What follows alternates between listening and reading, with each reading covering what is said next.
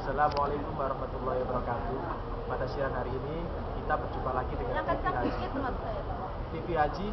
Sekarang kita berada di Mina. Kita bersama Bu Dokter Octavia. Gimana Bu Dokter, di Mina ini apa lancar-lancar saja?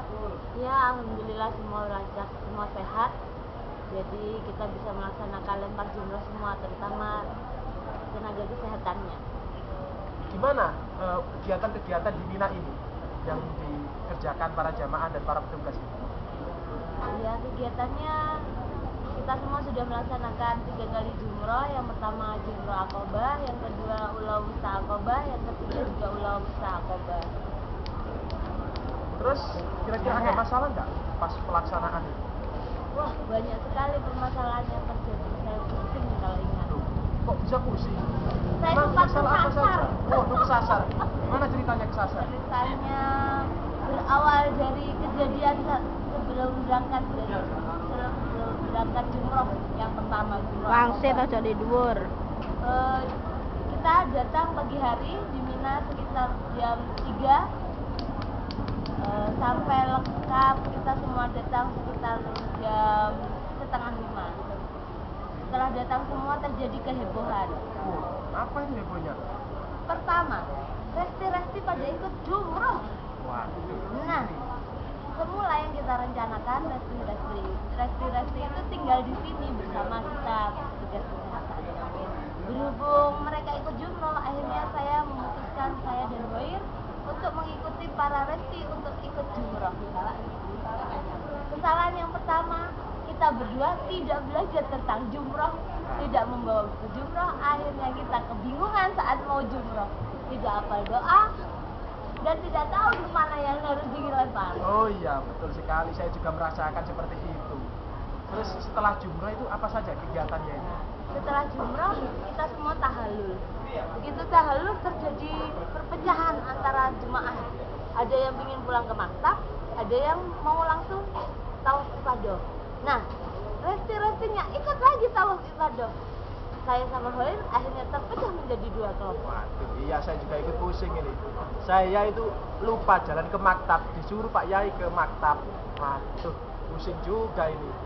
Terus sementara kita berdua terpisah, Bu Okta ke Makkah, saya ke maktab. Untuk cerita ke Makkah gimana Bu Okta? Cerita ke Mekah, begitu keluar dari jumroh, bayangan kita Mekah itu hanya 2-3 kilo. Ternyata 7 kilo, saudara-saudara, 7 kilo. Waduh, Jauh ampun, sekali. ampun. Ampun, kaki saya sampai rasanya bengkak. Sampai di sana restinya juga ikut ambruk. Kita aja yang sehat aja ambruk, apalagi yang resti. Pada saat tawaf ifadah, tengah tawaf putaran ketiga, tiba-tiba ada azan sholat id. Kita sempat tetap melanjutkan tawaf, tapi berhubung kesandung-sandung sama orang-orang, akhirnya rombongan kita buyar, alias jatuh. Banyak yang jatuh karena kesandung Lawan orang yang arus. sholat. Bukan, karena menandangi orang yang sholat itu dosa-dosa kita. Tapi apakah semuanya bisa melaksanakan tawaf ibadah semua? Ya, sebagian yang sampai di Masjidil Haram, ada yang pulang nggak sanggup, sudah capek. Jadi hanya sebagian yang bisa tawaf ifadah. Oh, alhamdulillah ya sudah ada sebagian. Sekarang kita kembali ke cerita maktab. Nah, ini cerita yang agak, aduh saya juga pusing ini ya. Pas waktu kita terpisah dari Bu Okta, saya dianjurkan untuk mengawal jamaah menuju maktab. Nah, di mana maktab kita itu terbagi 2, 334 dan 335. Sampai di tengah jalan, waduh, ternyata yang selama ini saya bayangkan tidak terkira. Saya ternyata lupa jalan untuk pulang. Aduh, pusing juga ini. Ditanya tentang istri-istri yang tertinggal, suami-suami yang tertinggal, tas-tas yang tertinggal. Bahkan ada 2 TKI. Ikut nyasar. Ikut nyasar juga. Wah, Itu ya 2 TKI-nya ini. Ya itu. Cepat ingin dilaporkan ke polisi. 2 TKI itu tanya sama saya, mana Azizia Simalia? Saya tanya, saya tidak tahu, tanya saja ke polisi. Dan ternyata dia sekarang nongol. Coba syuting lagi 2 TKI itu. Nah ini 2 TKI nongol. secara tiba-tiba. Ya itu pengalaman saya dari maktab, terutama saya banyak belajar dari maktab, dari pelajaran ini bahwa kita tidak boleh meremehkan tentang suatu ilmu apapun. Dulu awalnya sih saya ikut meremehkan, kalau tentang haji ada petugasnya TPII, kalau tentang mengkomunikasikan manajemen berjamaah ada TPHI. Ternyata pada saat saya di maktab sendirian, saya ditanya tentang mulai tas hilang, istri hilang, apa itu? Tahalul. Mabit, apa itu mabit? Waduh, saya tidak tahu. Saya kira mabat mabit. Nah, itulah. Setelah akhirnya saya mau mabit mikir itu. Saya untunglah pada siang hari Bu Okta sudah datang. Gimana cerita selanjutnya setelah Anda sampai di maktab? Tiba-tiba kita didatangi 2 orang yang bertanya tentang mabit dan jam mabit. Ya, kita berunding akhirnya dengan Bapak Kiai.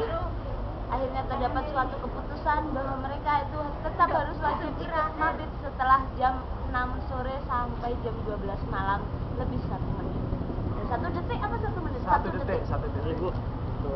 Nah, ini ada sedikit minuman. Nah, ini ada halalan ini namanya. Halalan. Ini kalau di sini namanya halalan. Oh iya, sedikit tambahan cerita. Yang ngasih halalan, yang ngasih halalan. Karung kepala rombongan 3 tapi tidak punya nomor HP, yaitu ini. Sekarang sudah punya nomor HP kepala rombongan 3. Terus cerita berlanjut lagi. Setelah kita mabit, apa cerita yang terjadi? Seru ini. Setelah mabit, datanglah seorang ibu-ibu sepuh. Jalannya sudah terpincang-pincang habis kesasar di Masjidil Haram. Minta ketemu suaminya. Aduh. Suaminya ada di Mina, saudara-saudara. Dan saya tak tahu jalannya ke Mina. Oh iya, itu pas sama saya itu pas ngantarkan. Saya juga kesulitan ini. Kenapa ya? Jalan-jalan sudah mulai ditutup. Di Mina ada pasien gawat. Di sini ada pasien gawat. Saya ditelepon terus sama si Ninin itu. Ninin itu tidak berhenti menelpon saya. Saya jadi pusing, sudah tidak tahu jalan. Ayo Ninin syutingan Ninin. Ninin. Nah, ini Ninin. Ini yang sering-sering. Ini yang sering telepon saya ya. Itu ditelepon soalnya pasiennya iku. Jaluk ditelepon dokter, ngerti? Oh, gimana? Sekarang kita berlanjut wawancara kepada Bu Ninin. Bu Ninin, bagaimana kelanjutan merawat Tuan Holal di sini? Ya, saya sebagai perawat ya, sekaligus sebagai istri pinjaman. Menyuap. Tapi sudah saya infus, sekarang sudah dikirim. Oh, Alhamdulillah. Kita tidak sia-sia meninggalkan Ninin di sini. Dia sungguh cekatan. Dia memang bisa jadi istri pinjaman ternyata. Oke, sekarang kita kembali ke Dokter Okta. Kembali dengan saya. Nah, terus apa yang terjadi pada orang tua yang anda antarkan ini? Ya, dengan tertatih-tatih dia itu mengikuti saya dan Hoir yang tidak tahu jalan sebenarnya untuk mencari jalan menuju Mina. Pusing-pusing, semua jalan ditutup, akhirnya kita menyerah kalah. Sudah kita kembali aja mabit. Setelah duduk untuk memulai mabit, Ninin menelpon. Ninin, mana Ninin? Ninin menelpon. Nah, ini menelpon.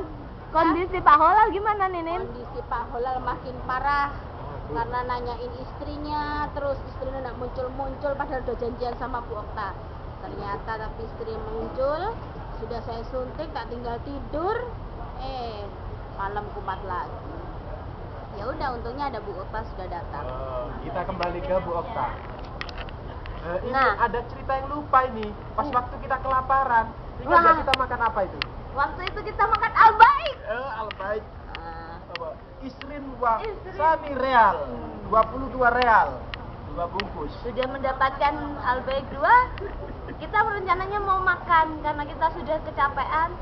Akhirnya kita makan, dapat berapa potong? 3 potong. Kita kembali mabit dan dihabiskan oleh Pak Yai. Waduh, Pak Yai ini bagaimana makanan kita dihabiskan ini? Untungnya kita diganti lagi. Akhirnya Hendra membelikan kita. Pada saat itu Ninin telepon, kondisi semakin gawat. Saya dan Hoir memutuskan untuk kita harus cari jalan. Kita jalan sekuat tenaga kita harus sampai ke Mina. Ya, jalannya lumayan jauh. Kita sampai hampir kelelahan. Kita membeli minuman dan harga minumannya sungguh mahal. Apa? Wahid Wanis pun, Wahid Wanis. Oh, Saya Wahid tidak tahu Wanis. apa itu Wahid Wanis, ternyata 1,5 rial. Wahid 1,5 rial. Wahid Tunus dulu. Oh, Wahid Tunus. Wahid Tunus ternyata. Oh, Saya nggak iya. tahu pokoknya. saya Belajar lupa. nih sama 2 TK ini. Lu Ternyata saya bahasanya beli buah jelek. 3 real. Ternyata di tengah jalan ada orang minta air. Kasihan sekali, saya juga merasakan bahwa saya pernah Kehausan. akhirnya dikasih juga. Terus gimana kelanjutannya? Akhirnya berputar-berputar, kita bisa menemukan jalan. Setelah itu kita melewati jembatan. Terowongan, bukan jembatan, terowongan muadzin. Begitu keluar dari terowongan muadzin, kita ketemu orang Indonesia. Si Hoir ini nanya, tempat maktab 12 di mana? Oh, belok sini. Ternyata kita kesasar, saudara-saudara. Aduh. Gimana Hoir kesasarnya? Ternyata sebenarnya ada jalan yang lurus. Jalan yang lurus itu melewati tendanya Malaysia. Jadi saya nggak percaya masa tenda Indonesia melewati Malaysia. Ternyata saya salah. Insting Bu Dokter benar ini. Ternyata kakinya Bu Dokter sampai melayang-melayang ini. Sungguh capek. Aduh. Akhirnya kita sampai di maktab, di tenda melihat pasien kita gimana? Sedang tidur. Aduh. Sedang tidur. Iya. Ini bagaimana itu bisa terjadi? Jangan kan Pak Ulanya. Saya juga tidur soalnya sudah tak suntik. Habis gitu tidur, tapi tengah malam burung hantunya langsung bangun. Ya, pada saat tengah malam itu saya dibangunkan oleh Hoir. Dokter, saatnya kita, oh ya, dibangunkan oleh Ninin dan Hoir. Minta segera dikirim. Akhirnya kita memutuskan untuk menelpon ambulan.